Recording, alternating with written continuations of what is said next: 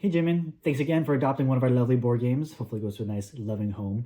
This one we're going to talk about today is Lego Monkey Palace. So both a board game, but also comes with actual real Legos. Pretty cool stuff.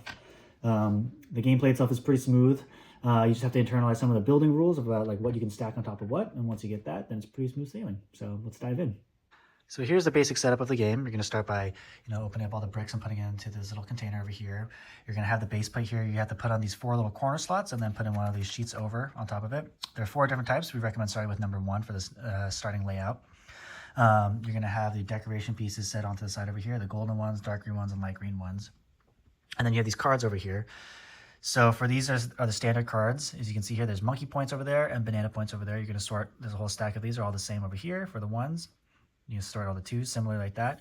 For the 3s, 4s, and 5s, you're going to divide them by colors and separate them one by one. The 6s again are in the same stack. You have these bonus cards, which we'll talk about in a bit over here as well. And then the trophy cards.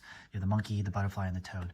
The butterfly and the toad are optional inclusions if you want to include them. I think they add a little spice to the game. It's kind of nice to have. But if you don't need them, you don't want them, and you don't have to include them. You'll notice here that there's these dotted lines over there. That's going to represent where the arch begins. So from between those two, there's going to be one like that. It's going to have a brick over here, and then we're going to connect it over there.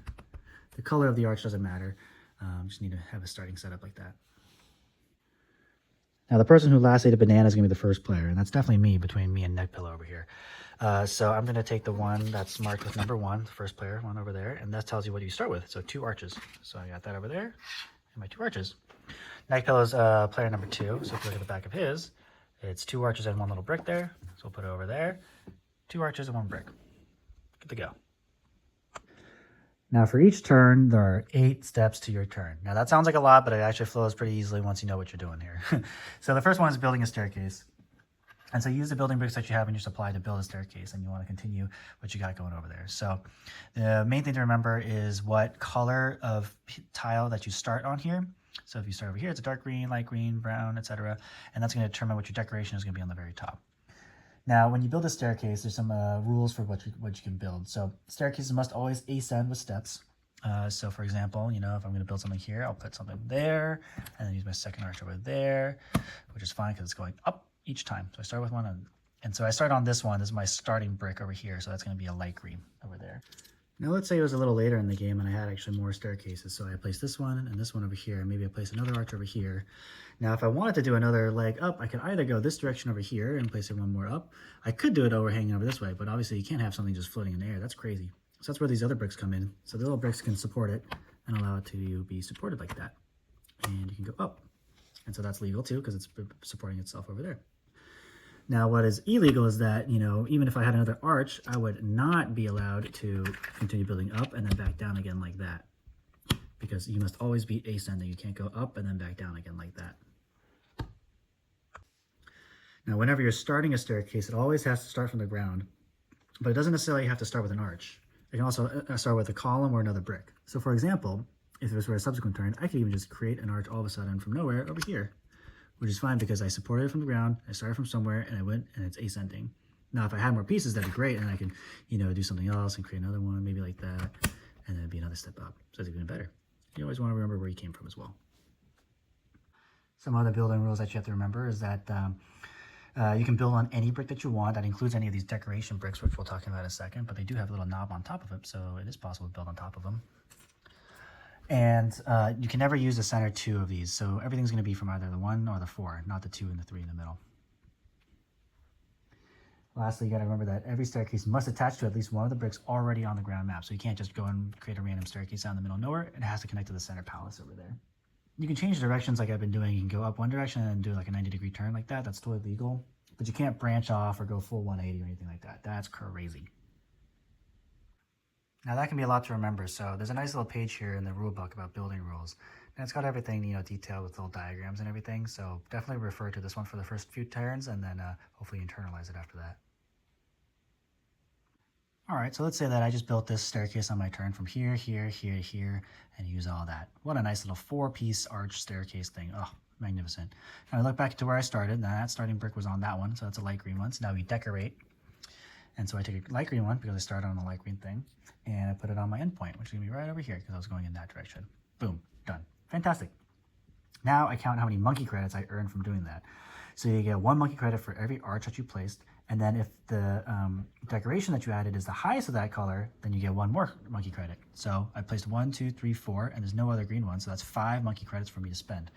Remember, the monkey credits are these monkey credits over here. And that's how you get more cards into your tableau. Now I can either spend it all on one, or I can split it up between the other ones. You can do 1 or more as long as you can afford it.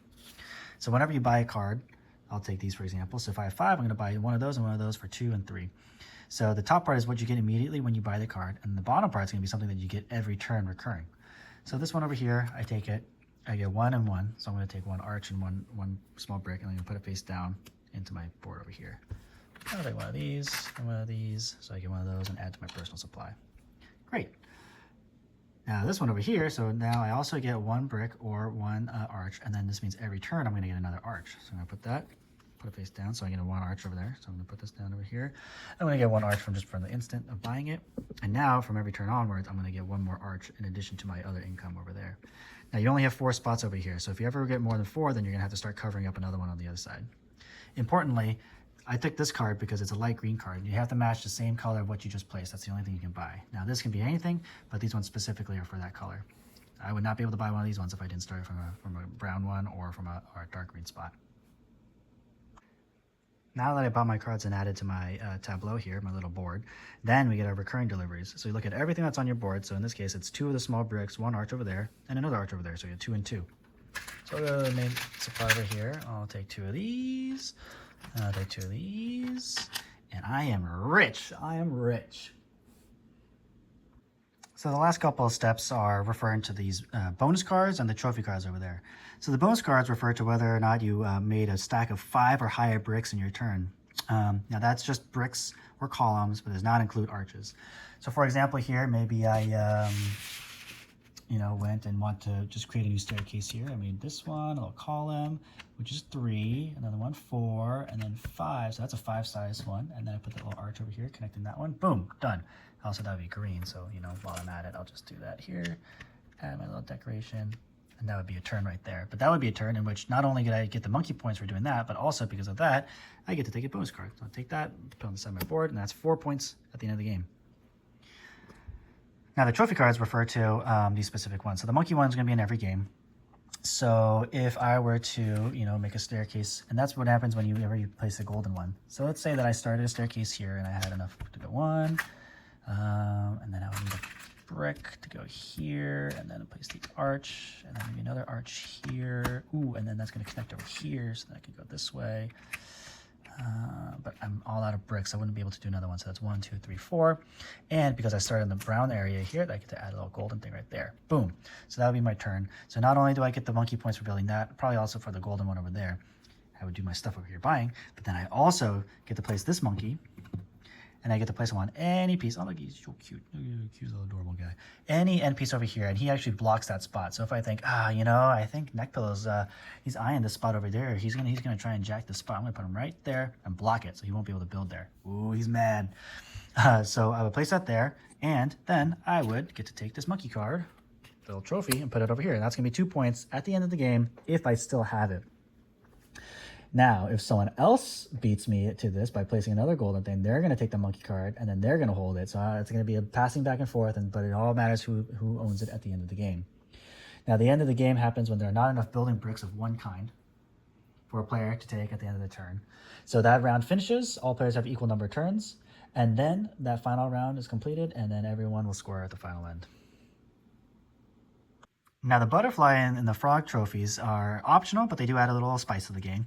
So the butterfly one gets into play when you place the newest, highest decoration of a certain color. So in this case, maybe I just played this, and that's a new light green one. And now that's the tallest of anything that's also a light green. So I get to place this little butterfly guy on top of that one that I just made.